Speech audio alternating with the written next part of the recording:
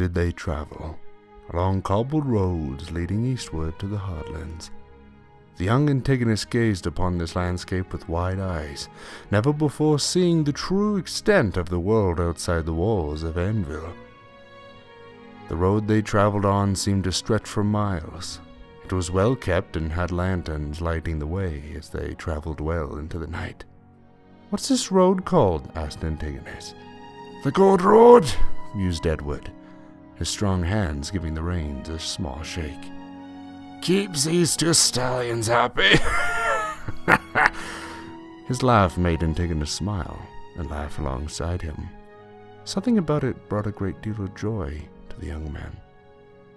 Antigonus looked off to the left as from the hills ahead, the stone structure of a temple began to slowly rise along the horizon, and then the walls of a city which was truly fascinating to behold. Its architecture unlike anything Antigonus had ever seen. Its buildings were built from a darker shade of stone, while its church had a massive spire leading to the sky. Its keep was much larger than that of Anvil's. Its walls made Antigonus question how any force in the world could ever breach the city, let alone its keep. "What is that place?" asked Antigonus. Edward turned his head to look up the road towards the city. "Oh, that's Kvatch. Mighty family rules there." Edward smiled slightly. "Its walls were impressive, aren't they? No army has ever breached them. Some say only the Daedric princes themselves could bring destruction to it."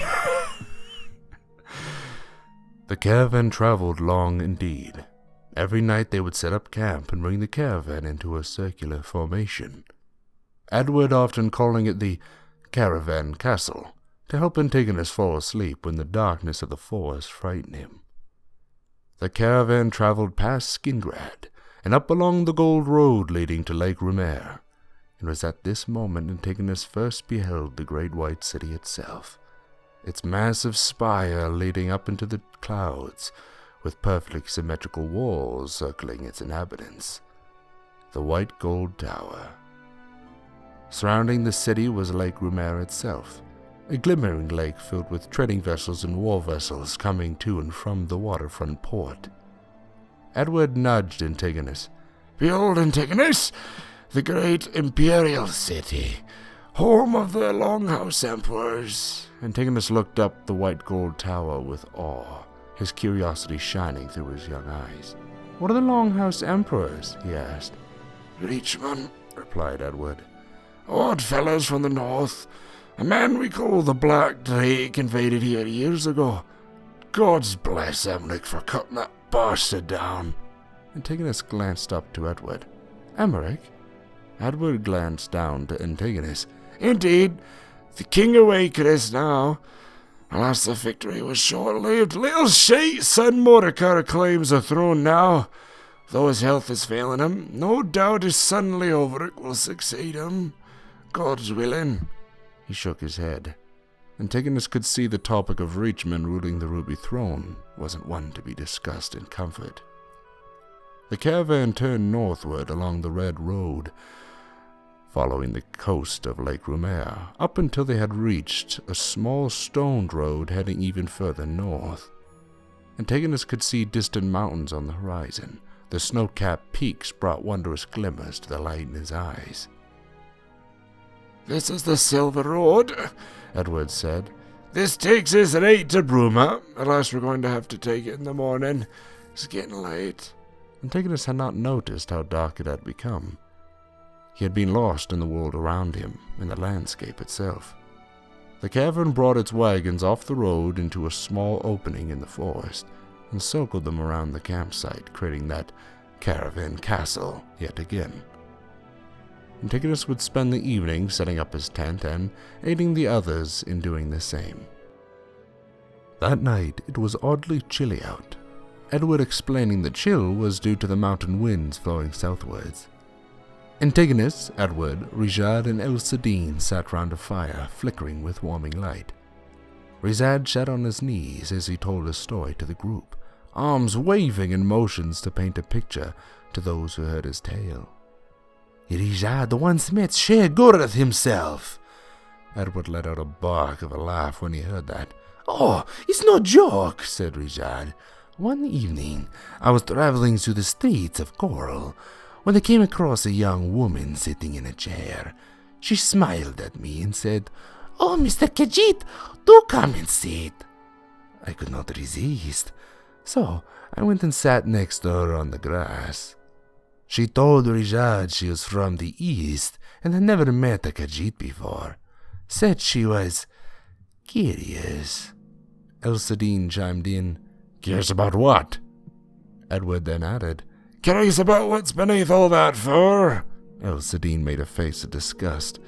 "Do not mock me," laughed Richard, who then continued his story. "Let us just say I invited her for a few drinks at the tavern, when she turned into her slamming against me a wall, and—" Richard looked to Antigonus a moment, grinning with a flicker of fangs. "Well, I woke the next morning with Sheogorath himself standing over me." Elsadine snorted. "Sheogorath? What did he say?" Richard spread his arms wide and proclaimed, "He said, 'A good time, lad, if not a little furry. If anyone asks, the child is mine.'" And at that, the group all burst into laughter, even Antigonus, who had no idea what they were talking about, aside from the fact a woman named Sheogorath had sex with Richard.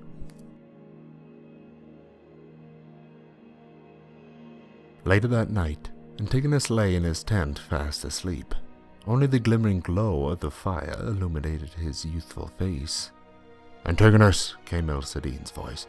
"It's your turn, lad. Wake up." Antigonus's eyes opened, and he let out a small groan. However, with that he forces himself to sit up. He slides on his boots and white cloth tunic, before making his way outside, rubbing his hands together to keep warm. Elsadine walks over and drapes a large fur cloak over the young man. "Keep warm, Antig. When the mountains touch the moon, go wake up Richard." Antigonus nodded and looked to the fire, huddling close to keep warm as the Red God went off to bed.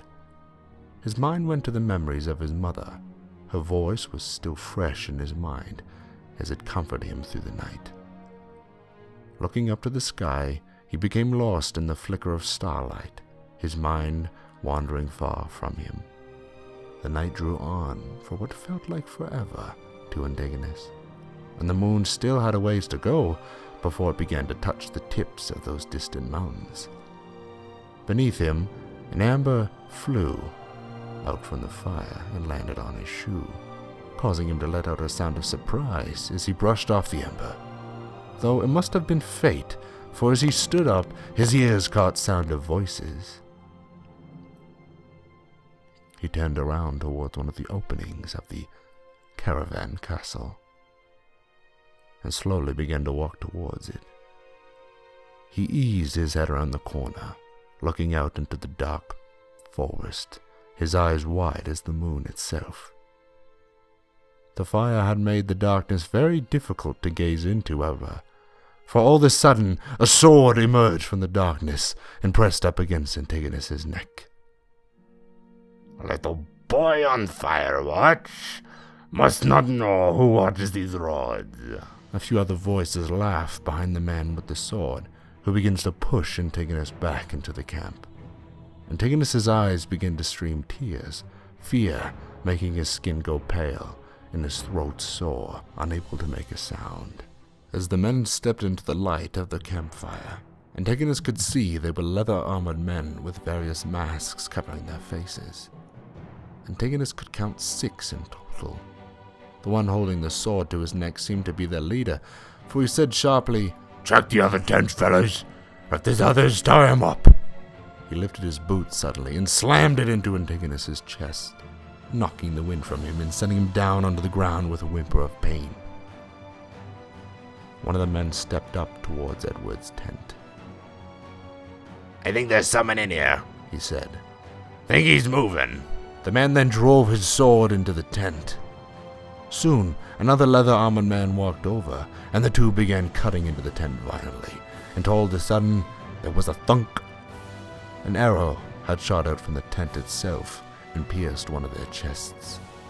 The man fell backwards, and as he did, a mighty roar was heard as the tent was ripped open by a large cleaver. And from such a sound came Edward and into Antigonus's eyes.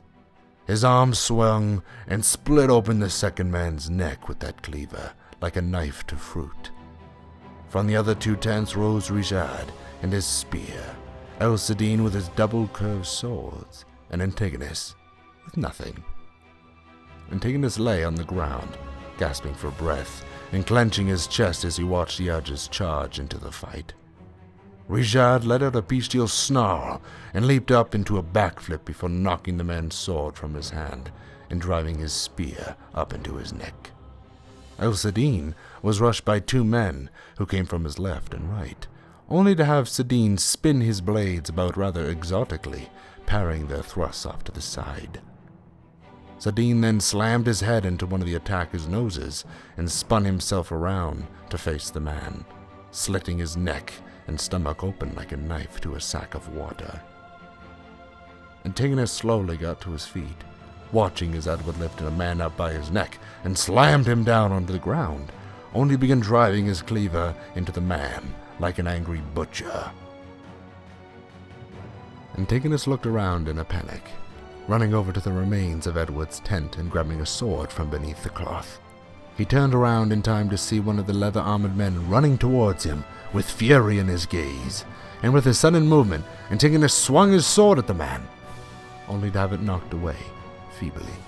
The man drove his blade downwards towards Antigonus, who managed to raise his sword above him just in time to catch the swing, yet the sheer force of his enemy's blade striking down sent painful vibrations through his wrists and forced him to his knees.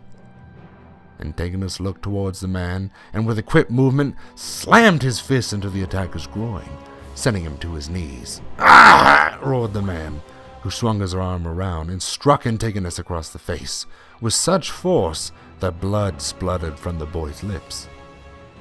Antigonus stumbled backwards, losing his sword in the process, along with much of his vision, as tears welled in his eyes. "I'm going to kill this little prick," hissed the man, who began to limp towards Antigonus, pain no doubt still flaring in his groin. Antigonus crawled backwards towards another tent, which had a bow leaning against it, along with a small quiver of arrows. "Skin you head to toe, boy! We'll be worth more than gold!" Antigonus let out a whimper of fear and scampered back towards the bow. Finally reaching the bow, the man began running at Antigonus, with both his sword and Antigonus' sword off to the sides, ready to strike. Seeing this, Antigonus panicked and strung back the bow, only to have his arm falter and the arrow clatter to the ground, eliciting a cry of panic from the boy. He stumbled backwards and tipped over the tent's binding, landing on his back. Yet in this moment, he had an idea. For suddenly, he placed his feet on the bow's wood and drew back the string with his hand. Quickly reaching for that arrow, he nestled it between the string. If Antigonus had been a second slower, he would have no doubt been slain. For with the string's release, the arrow shot outwards with such force that it speared the man through his neck. Antigonus watched in horror as blood spilled out from the man, his body lowering into its knees and then falling down into the dirt with a thud. Antigonus would forever remember his first kill. Looking around, Antigonus saw that the fight was over, a sense of heavy relief pouring over his features until he felt Edward take hold of his arm and heave him to his feet. "You all right, lad?" he asked quickly. Antigonus nodded. "Good," said Edward. "Now, go get your tent and find me that plant pouch I gave you, Quickly!" His tone sounded hurried, if not worried. Antigonus rushed off towards his tent, catching a glimpse of Rijad holding onto the blood-stained hand of Elsadine, who lay on the ground. Antigonus yanked open the tent and began tossing his blankets and clothing around, until finally finding that little leather pouch that was given to him. He rushed outside, running towards Edward and Rijad, who sat next to Elsadine. And to Antigonus's horror, was laying on the ground in silence, a sword wound cut deep into his chest. Edward looked up to Antigonus and frowned, his head shaking from side to side. "Never mind the pouch, lad. He's gone." Antigonus felt as if there was a rock in his throat, not quite grasping that the man had spent many nights speaking to the campfire with him was now dead. Richard's ears were lowered, his tail curled inward and his claws running over the dead Redguard's face slowly to close his bloodshot eyes. "May you find warmer sands, brother." Edward took in a slow breath and said, "Let's go get him to the wagon. Leave his stuff behind. We need to get our shipment to Bruma, now! I don't want to wait around for the others." Antigonus then asked quickly, "Who are those men? What others?" Edward looked him dead in the eye and said, "Bandits, meant to keep the people scared so that they rely on the Emperor Yovrik for protection. However, not all of us are fooled." Antigonus nodded fearfully, not enjoying Edward's angered tone. It made him worried. "What now?" Edward lifted Sadine's body over his shoulder and said, "We head to Bruma, to Duke Aquilarius."